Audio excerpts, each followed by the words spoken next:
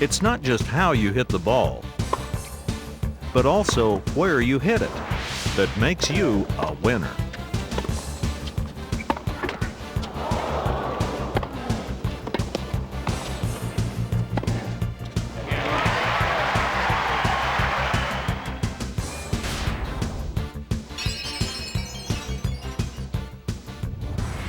Hi, I'm Paul Wardlaw. I'm sure that you've heard that most matches are won by the player who commits the fewest errors. It's true. And it's also true that most of these errors occur from hitting low percentage shots. In high percentage tennis, you will learn a tactical system that will put the odds of winning on your side of the net. This system is called the directionals because it shows you when to change the direction of the ball and where to hit the high percentage shot in any given match situation. The result is fewer errors and more winning points. When you follow the directionals, you react instinctively to the ball. This lets you focus on playing the ball, not the opponent. High percentage tactics are not only used by top tennis professionals, but also college and novice players. Coach Wardlaw's teams have had great success using the directionals. At Kenyon College, they won 3 national championships and had 16 All-Americans. At the University of Iowa, in just 2 years, his teams went from being unranked to a top 25 team with a Sweet 16 appearance in the Division I championships. When you learn and practice high percentage tennis, you'll also see a great improvement in your game. In this program, Joanne Russell, a former Wimbledon doubles champion, and David Thornton, a former college player and now tennis coach, will demonstrate direction guidelines for all your shots. You'll learn drills you can use to practice the directionals. And we'll show you how your position on the court and the type of shots you select can help you play higher percentage tennis. Every player I've coached has benefited from the directionals, and you will too. We've got a lot to cover, so let's get started.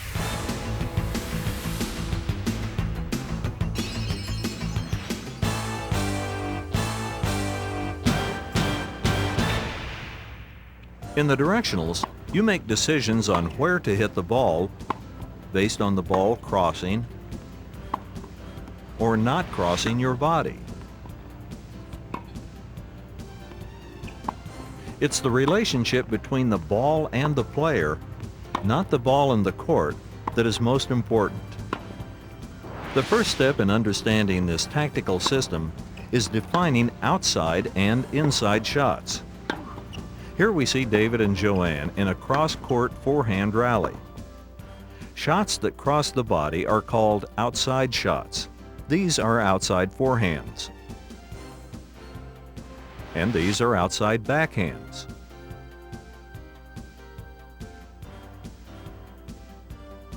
Balls that don't cross the player's body are inside shots. David hits an inside backhand.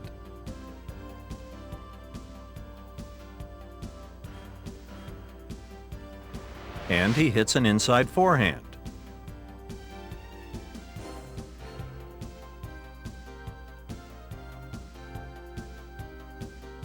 In this program, we'll indicate when to change the direction of the ball, when not to change the direction of the ball, and when to make a 90-degree change of direction. That is, when to hit the ball perpendicular to the baseline. Let's begin with the direction guidelines for your basic strokes.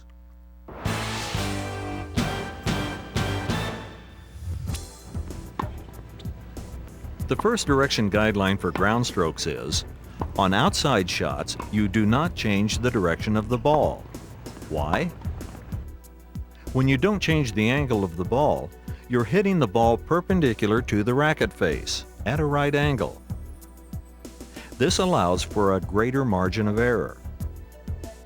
It is the high percentage shot where significantly fewer errors are made. We see the players here not changing direction on outside forehands.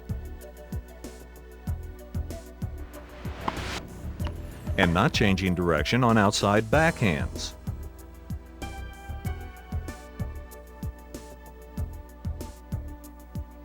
Guideline number 2 is, On inside ground strokes, you hit the ball with a change of direction. This inside backhand is hit cross court.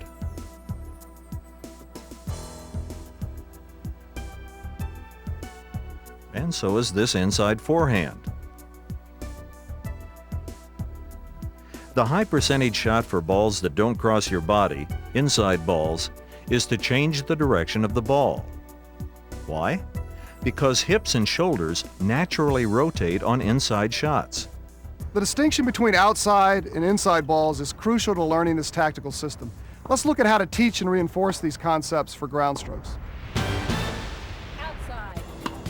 Begin with a soft toss feed. Outside balls are fed to Joanne's forehand. Inside. Inside balls are now fed to her backhand. She calls inside. The coach now feeds random balls and Joanne names the shots. Inside. Inside. Outside. Inside. Outside. Next, you feed random balls from across the net. This gives players a game-like pace and a realistic angle for each feed. Players continue to name the shots. Inside. We repeat this drill in the ad court. Outside. Outside balls are fed to David's Outside. backhand. And now inside balls are fed to his forehand. Inside. He also names the shots as he hits them. The coach now feeds random balls and continues to call out the shots. Inside. Outside. The same across the net feed drill is done in the ad court. Outside. Inside. Inside. Inside. Inside. We end with a cooperative rally. Players continue to follow the first two guidelines with no change of direction on outside balls and change of direction on inside balls. Inside.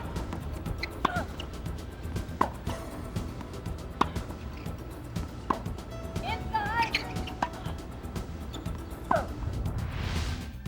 When players get an outside ball that lands short, they typically change direction of the ball by hitting down the line. Aiming for the sideline is a low percentage shot because there is little margin for error.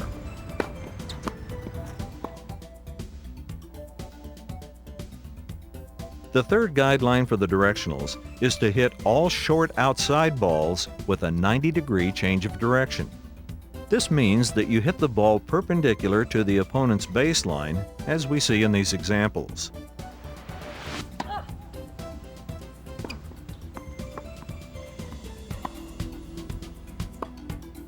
This 90-degree angle produces a higher percentage shot with more room for error. And when you don't have to aim for the sideline, you can concentrate on the depth of the shot, which makes it a more penetrating shot. We now incorporate all three guidelines into our drills. Outside. Short outside balls 90. are fed to Joanne's forehand, and she calls out 90. Outside. Then deep outside balls are fed to her. Outside. And finally, random balls are fed to her, and she calls out both 90. shots. Outside. Outside. We go through the same soft toss feed process in the ad court. 90. David is fed short outside balls to 90. his backhand.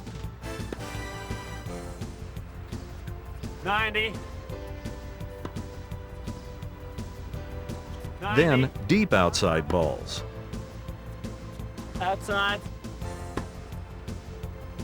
Outside. Outside.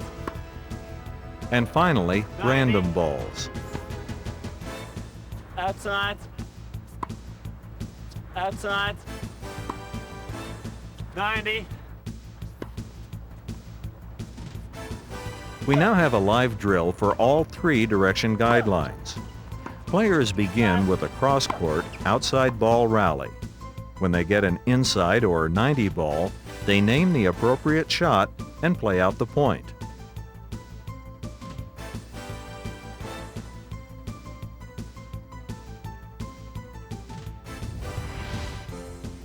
Some players have very strong forehands and use them to set up and control points. These players with a weapon run around their backhands and hit penetrating inside-out shots that force short balls. The first guideline for players with a weapon is, on deep inside-out forehands, there is no change of direction.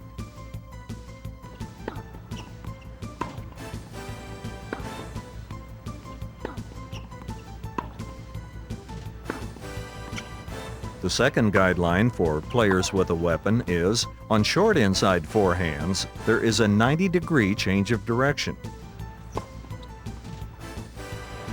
This usually occurs off 3/4 depth or shorter balls.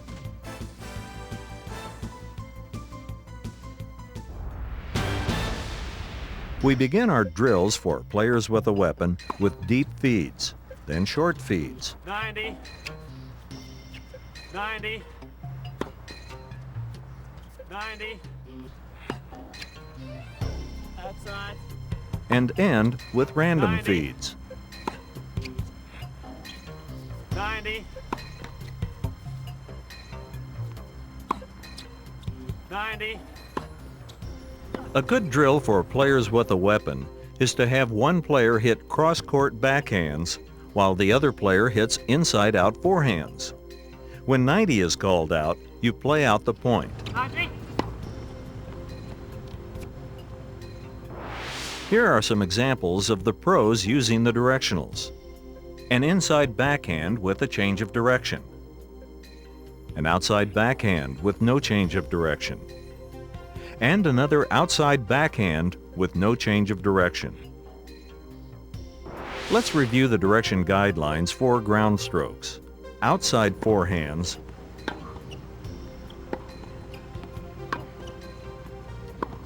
and backhands have no change of direction.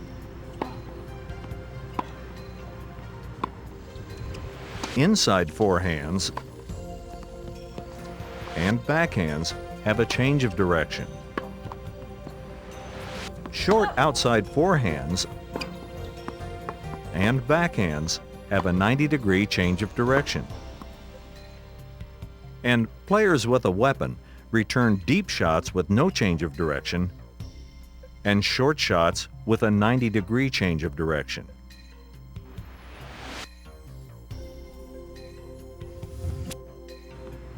Now let's look at returns of serve. The first goal of the returner is to get the ball in play, especially when returning first serves. When the returner gets a weaker first serve or a second serve, he or she should attempt to take control of the point by following the direction guidelines. Outside returns, no change of direction.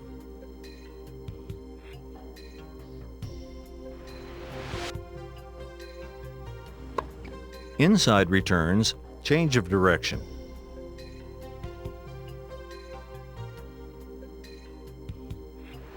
Here we see an outside return.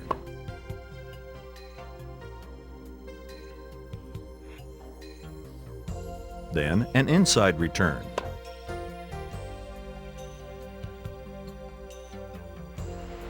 And in the ad court, an outside return. And an inside return.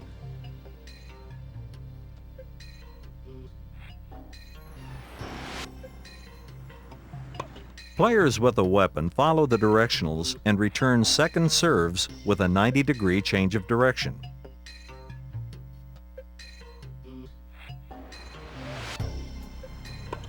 Or no change of direction, depending on the depth of the ball and skill of the returner.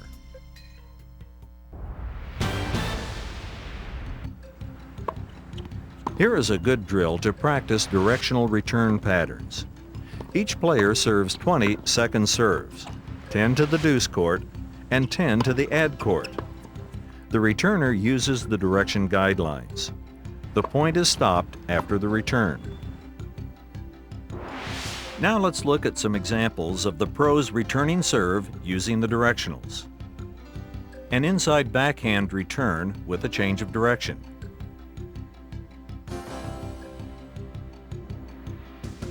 And an outside backhand return with no change of direction.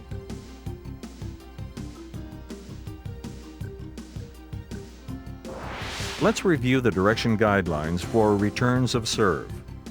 Outside forehand and backhand returns, no change of direction. Inside forehand and inside backhand returns, change of direction. Players with a weapon return with a 90-degree change of direction, or no change of direction, depending on their skill level.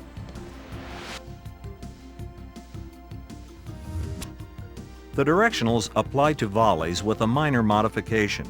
Here we see Joanne hitting an outside forehand volley. If the ball is below the net, the volleyer is usually not in a strong offensive position. Follow the directionals and don't change the direction of the ball. This is the high percentage shot that will keep the ball in play and give you an opportunity to regain control of the point on the next volley. If the outside ball is volleyed above the net, you have the option of hitting the ball with no change of direction,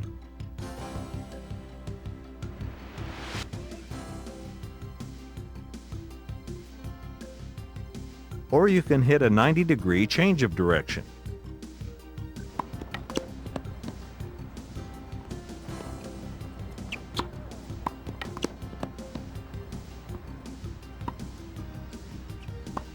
These are low outside backhand volleys with no change of direction.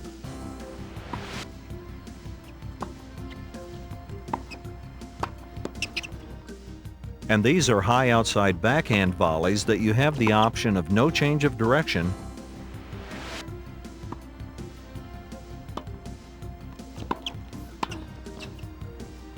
or a 90-degree change of direction.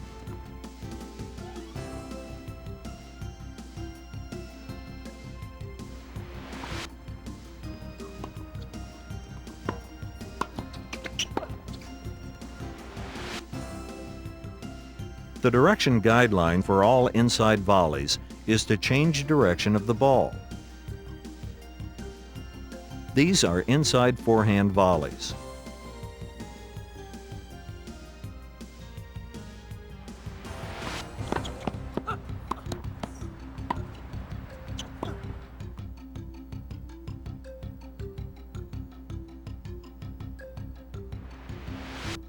And these are inside backhand volleys.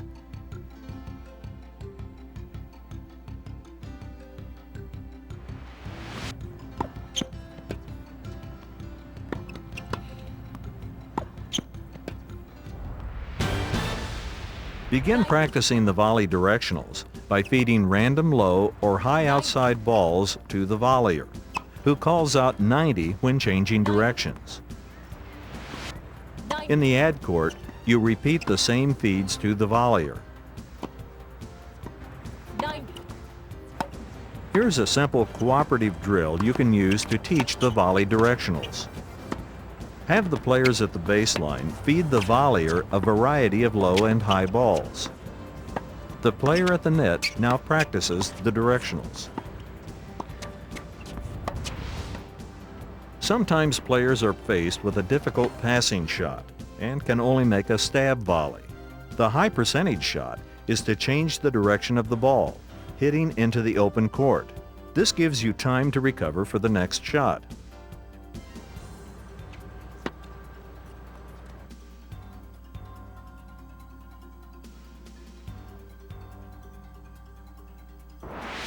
Here are some examples of the pros using the direction guidelines for volleys. An inside backhand volley with a change of direction.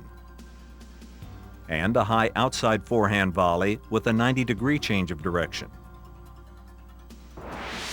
Let's now review the direction guidelines for volleys. Low outside volleys, no change of direction.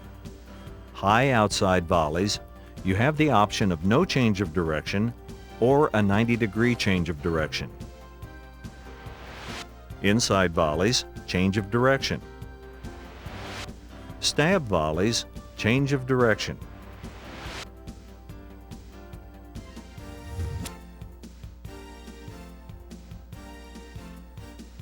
The direction guidelines for approach shots are to change direction on all inside backhands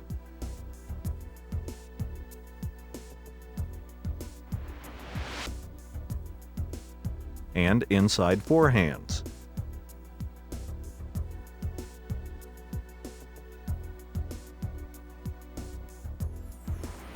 Here we see David approaching and changing direction with an inside forehand. And now approaching and changing direction with an inside backhand.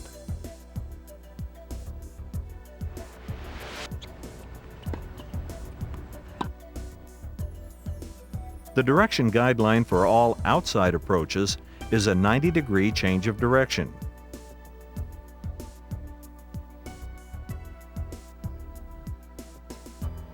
Here we see an outside forehand approach with a 90-degree change of direction. Notice he's not aiming for the sidelines. And now we see an outside backhand with a 90-degree change of direction. Here are some examples of the pros using the directionals with approach shots. An outside forehand approach with a 90-degree change of direction.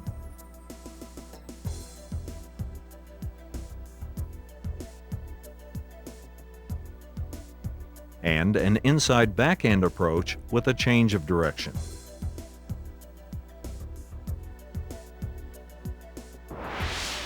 Let's review the direction guidelines for approaches. Inside approaches, change of direction. Outside approaches, use a 90-degree change of direction. Most opponents will approach the net by hitting down the line. The direction guideline for all passing shots is no change of direction. Not changing direction is the high percentage shot because you have less time to hit a passing shot. And holding the angle allows the passer to focus on the ball, not on the volleyer. The only exception to this guideline is when a player approaches down the middle of the court. It is then necessary to hit the ball away from the volleyer.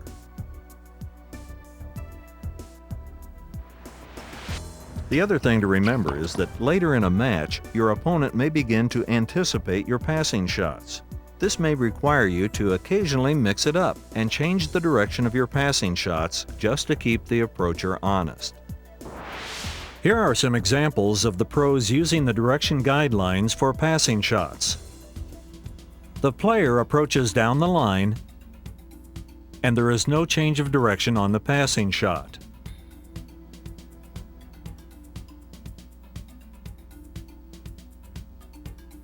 And no change of direction for a cross-court approach,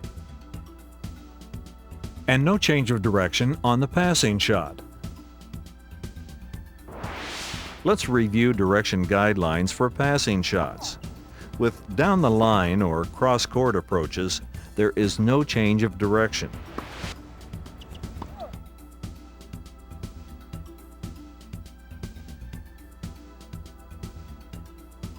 The directionals not only give you a tactical system of play, they also can help you to better anticipate your opponent's shots.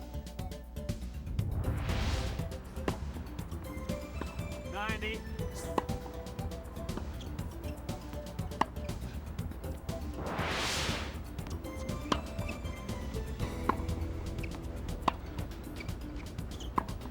For example, if your opponent is preparing to hit an inside ground stroke, you can anticipate a change of direction cross-court shot.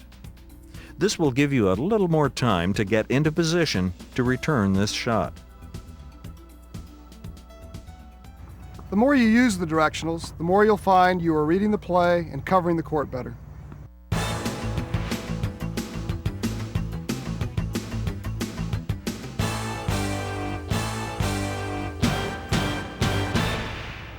Now let's look at how your position on the court determines your high percentage shot options.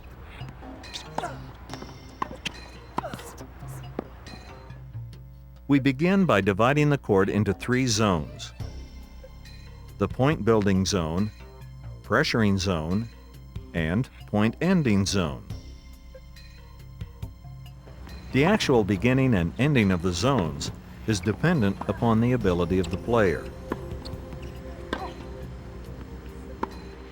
For example, pro players can often pressure opponents from behind the baseline.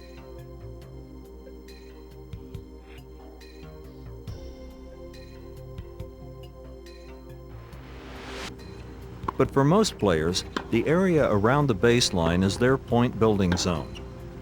The high percentage play is to hit outside ground strokes with control.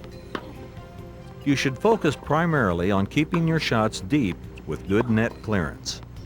Net or wide errors are unacceptable in the point building zone. When you hit an inside ground stroke in this zone, it will often create shorter balls which can be used to pressure opponents. When you move forward into the pressuring zone, your goal is not to end the point, but rather to put pressure on your opponent.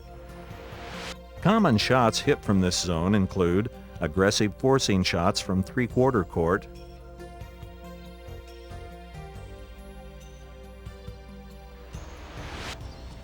approach shots,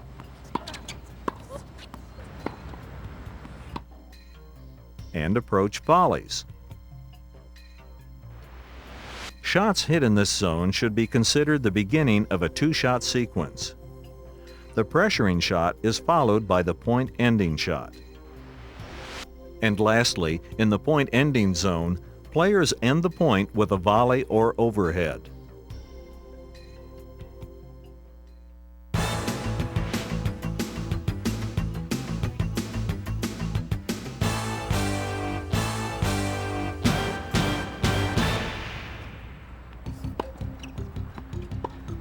The type of shot you hit is also a tactical decision. Players must first be able to hit 3 basic shots: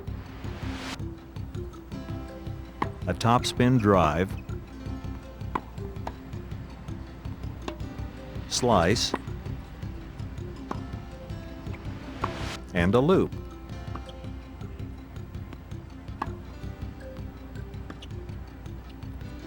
Topspin drives are the most common ground stroke shots hit in tennis today. They are best used in the point building zone. However, you can hit them aggressively in the pressuring zone, but with less topspin. The slice is a versatile shot that is used in all zones. In the point building zone, the backhand slice is effective in neutralizing topspin drives. Slices are also used for approaches in the pressuring zone, and volleys in the point ending zone. A looped ground stroke is a topspin shot that crosses the opponent's baseline at shoulder height. It's a high percentage shot that's good to use in the point building zone. It clears the net safely and is difficult to attack. The high percentage tennis player should not select shots based only on court position. You should also choose shots that are difficult for your opponent to return.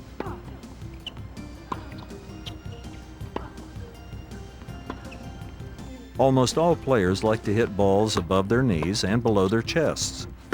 This is their ideal hitting zone.